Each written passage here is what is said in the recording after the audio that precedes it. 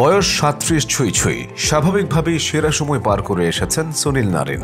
এবারের আইপিএলেও বল হাতে খুব একটা ভালো করতে পারছিলেন না। সর্বশেষ ২ ম্যাচে ছিলেন কিছুটা খরচে, পাননি কোনো উইকেট। প্রশ্নটা তাই কলকাতা নাইট রাইডার্সের সামাজিক যোগাযোগ মাধ্যম পেজগুলোতে বেশি উঠছিল। নারিন কি ফুরিয়ে গেলেন?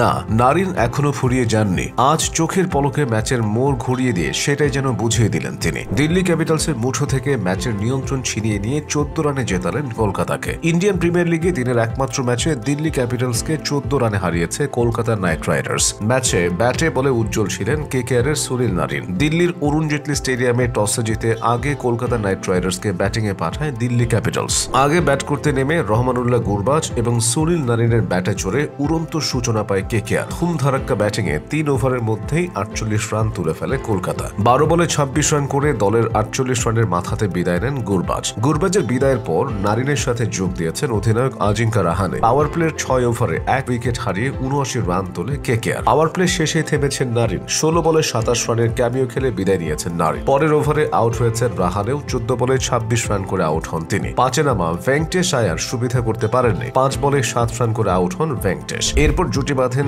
আংক্রিশ রঘুবংশী এবং রিঙ্কু সিং। দুজনের ধুমধারাক্কা ব্যাটিংয়ে এগিয়েছে কলকাতার ইনিংস। দুজন ৫০-র পথে থাকলেও ৫০ ছুঁতে পারেননি কেউই। টানা ২ ওভারে আউট হয়েছেন দুজন। ৩২ বলে ৪৪ রান করেছেন রঘুবংশী। রিঙ্কু খেলেন ২৫ বলে ৩৬ রানের ক্যামিও। শেষ দিকে তেমন কেউ লড়াই করতে পারেননি। ৯ বলে ১৭ রানের ঝোড়ো ইনিংস খেলেছেন আন্দ্রে রাসেল। নির্ধারিত ২০ ওভারের খেলা শেষে ৯ উইকেট হারিয়ে ২০৪ রানের সংগ্রহ দাঁড় করায় কলকাতা নাইট রাইডার্স। দিল্লির হয়ে ৩ উইকেট নিয়েছেন মিচেল স্টার্ক। ২টি করে উইকেট শিকার করেন অক্ষর প্যাটেল এবং বিপরাজ নিগম। জবাব দিতে নেমে প্রথম ওভারেই অভিষেক পোরেলের উইকেট হারিয়েছে দিল্লি। ২ বলে ৪ রান করে বিদায় নেন অভিষেক। এরপর করুণ নায়ারকে সাথে নিয়ে আগাতে থাকেন ফাফ ডু প্লেসি। আগ্রাসী ব্যাটিংয়ে এগিয়েছেন ডু প্লেসি। নায়ার ১৩ বলে ১৫ রান করে বিদায় নিয়েছেন। ৪-এ নেমে দ্রুত ফিরেছেন লোকেশ রাহুল। ৫ বলে ৭ রান করেন তিনি। ৫-এ নামা অক্ষর প্যাটেল ক্রিজে টিকে যান। ডু প্লেসির সাথে ক্রিজে জমে যান অক্ষর। দুজনের ধুমধারাক্কা ব্যাটিংয়ে এগিয়েছে দিল্লি। ডু প্লেসি ছুঁয়েছেন ৫০। অক্ষর ৫০-র আগে বিদায় নিয়েছেন। ২৩ বলে ৪৩ রানের বিধ্বংসী ইনিংস খেলে বিদায় নেন দিল্লির অধিনায়ক।